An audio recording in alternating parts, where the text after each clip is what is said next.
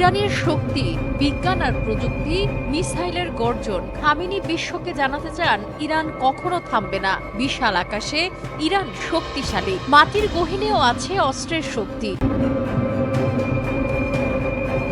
Iran ভয়ানক কায়দায় প্রতিশোধ নিতে তৈরি। যুক্তরাষ্ট্র আর ইসরায়েল এক বিন্দু ভুল করলেই হয় ইরান দাঁত ভাঙা জবাব দিতে মুখিয়ে আছে। থেমে নেই ইরানের বিজ্ঞানীরা। খামেনির নির্দেশে একের পর এক শক্তিশালী মিসাইল আর ড্রোন তৈরি করে চলেছে তারা। মার্কিন প্রেসিডেন্ট ডোনাল্ড ট্রাম্প ক্ষমতায় ফিরে আসার পর থেকে ইরান একাধিকবার তাদের শক্তি প্রদর্শন করেছে। ট্রাম্প তার প্রথম মেয়াদে ইরানের বিরুদ্ধে সর্বোচ্চ চাপ নীতি গ্রহণ করেছিলেন। যুক্তরাষ্ট্র আর ইসরায়েলের ঘুম হারাম করে দিয়ে ইরান এবার এতেমাদ নামে একটি নতুন ব্যালিস্টিক মিসাইল উন্মোচন করেছেন। এতেমাদ অর্থ বিশ্বাস। এই ক্ষেপণাস্ত্রটি 16 মিটার লম্বা, 1.85 মিটার ব্যাস এবং 1700 কিলোমিটার পাল্লার বলে জানা গেছে। বলা হচ্ছে এটি তার লক্ষ্যবস্তুতে পৌঁছানো পর্যন্ত একটি নির্দেশিত ওয়ারহেড বহন করতে পারে। তেহরানে এক অনুষ্ঠানে এই ক্ষেপণাস্ত্রটি উন্মোচন করা হয়। ইরানের প্রেসিডেন্ট মাসুদ পেজেশকিয়ান জোর দিয়ে বলেন, প্রতিরক্ষা ক্ষমতা এবং মহাকাশ প্রযুক্তির বিকাশের লক্ষ্য হল কোনো দেশ যাতে ইরানে আক্রমণ করার সাহস না করে।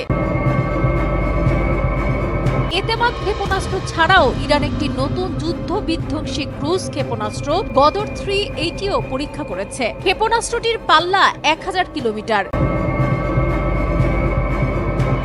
এই ক্ষেপণাস্ত্রটি পারস্য উপসাগর এবং ওমান সাগরে মার্কিন নৌবাহিনীর জাহাজগুলোকে লক্ষ্যবস্তু করতে সক্ষম বলে মনে করা হচ্ছে।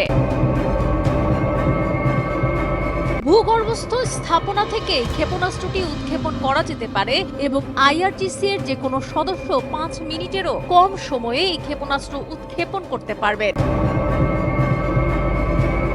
আইআরজিসি কমান্ডার দাবি করেছেন, এই ক্ষেপণাস্ত্রগুলো শত্রু যুদ্ধ জাহাজের জন্য নরক তৈরি করতে পারে।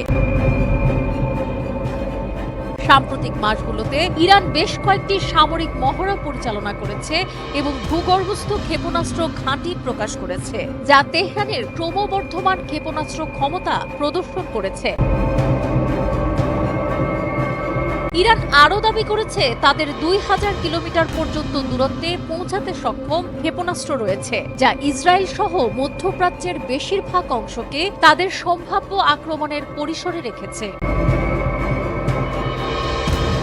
ইরানের এই ক্ষেপণাস্ত্র কর্মসূচির অগ্রগতি নিয়ে পশ্চিমা দেশগুলোর উদ্বেগ বেড়েছে। তারা অভিযোগ করছে ইরান মধ্যপ্রাচ্যের স্থিতিশীলতা নষ্ট করছে। গত বছর গাজা যুদ্ধ ছড়িয়ে পড়ার সময় ইরান 2 বার ইসরায়েলকে লক্ষ্য করে ক্ষেপণাস্ত্র হামলা চালিয়েছিল।